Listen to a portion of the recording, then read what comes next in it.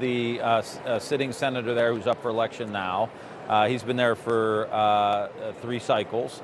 It's really an interesting thing. I think the Democratic brand is not great in Ohio, and Sherrod has his own brand, which is good. But we had 2 issues on the ballot in November. One was on the abortion issue. The pro-choice issue won by 57% of the vote.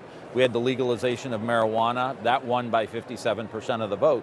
So when you take the issues, I think Ohio is very much a swingy state, center-left, center-right, depending on the year. But when you put that D by the name, it hurts. And so I think this is an opportunity for us at this convention to kind of do a rebrand for the Democratic Party. All right, the conventions are a party. It's a celebration, time to nominate whether it's Republican, Democrat, the candidate. But going forward, after Thursday night, Vice President Kamala Harris is going to have to meet the press. She's going to have to do debates, and she's sitting on 3 goose eggs that she's got to figure out what to do with. One is inflation, one is the border, and then the other is the withdrawal from Afghanistan, because we're on the 3-year anniversary, and all those things happen on the watch. And so, how does she handle those goose eggs when she goes out and talks to the American people?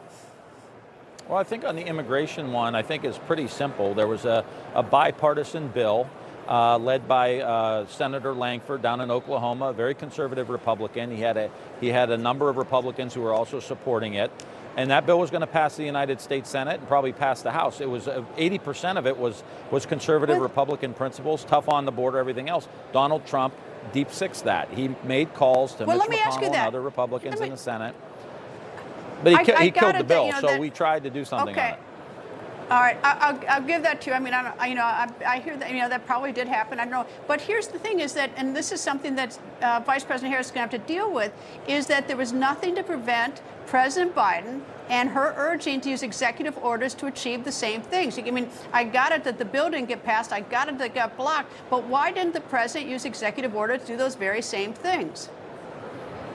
Well, I think a lot of us were frustrated that the president didn't do that sooner. But here's the reality of it. He didn't. And she went down to the border, brought back these ideas. They were put into law with both Democrat and Republican support. And the question for the voters, Greta, is going to be, do you want Donald Trump, who was willing to nix in deep six a comprehensive immigration reform package that was going to be strong on the border because he wanted to use it for politics here in the election?